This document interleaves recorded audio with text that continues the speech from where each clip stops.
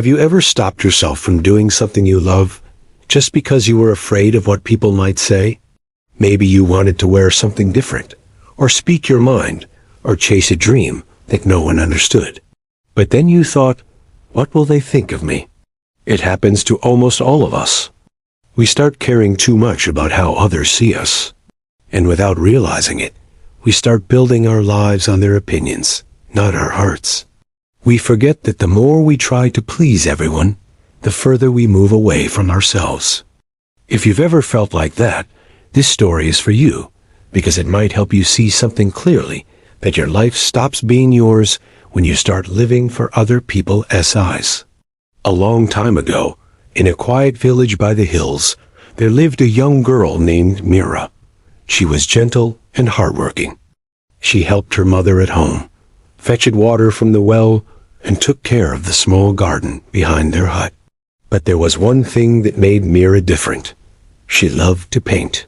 Every evening when her work was done, she sat near the river with her small box of colors and painted the world around her.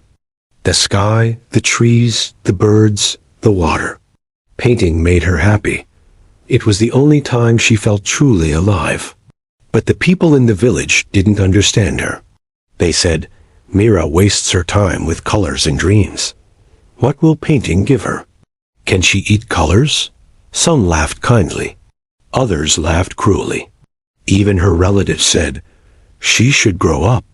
Who will marry a girl who spends her days painting clouds? At first, Meera tried not to care. She smiled, said nothing, and kept painting. But day by day, the words began to hurt her. Each laugh, each judgment left a small mark on her heart. One evening, after hearing a group of girls mock her, she came home quietly, put away her paints, and said to herself, maybe they are right. Maybe I should stop. And so she stopped. Days passed. Meera helped her mother, went to the fields, talked politely to people, but something inside her began to fade. Her smile grew smaller. Her eyes lost their light. When she walked by the river now, the colors that once called to her felt far away, like a dream she wasn't allowed to have. One evening, an old monk came to the village. He wore simple white clothes and carried a walking stick. People said he was a wise traveler who helped others find peace in their hearts.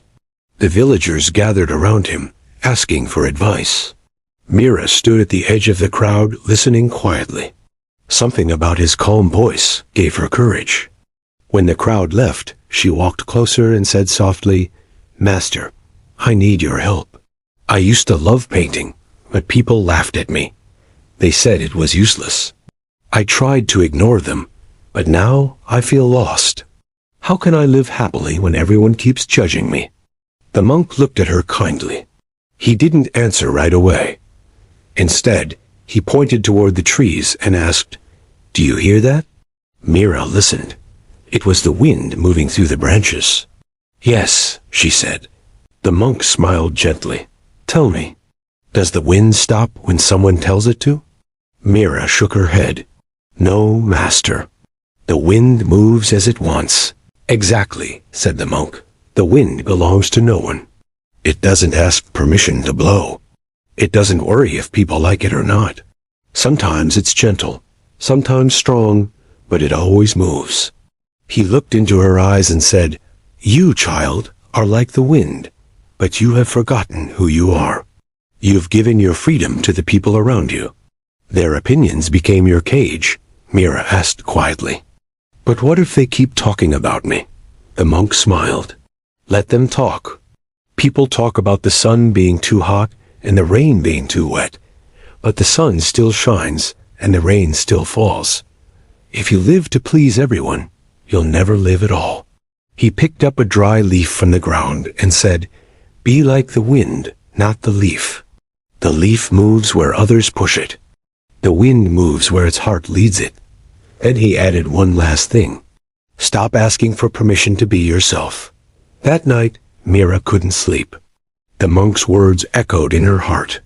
When the first light of dawn touched the sky, she quietly took out her old paints and walked to the river. The world was still. Birds were waking up, And Meera sat down and began to paint again. Slowly, gently, freely. People passed by and whispered, "She's painting again." She never learns. But Meera didn't stop. For the first time, their voices didn't hurt her. She painted the rising sun, the clear river, and the soft light on the hills. And while she painted, she smiled. A real smile, the one she had lost.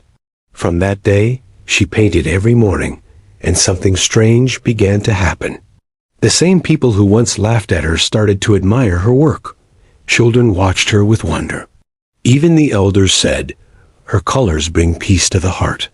Weeks later, Meera went to thank the monk, but he had already left the village.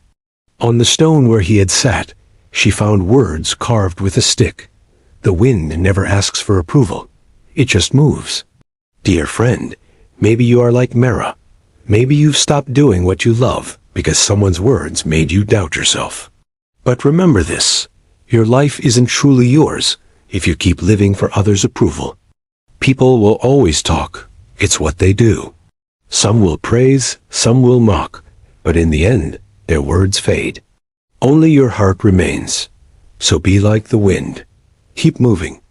Keep creating. Keep living your truth. You don't need to explain yourself.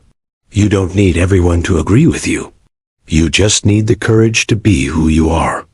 If this story touched your heart, please like the video, leave a comment, and subscribe for more stories like this. Simple stories that remind you to live freely, to follow your heart, and to stop caring what others think. Until next time, stay kind, stay true, and let your wind keep blowing.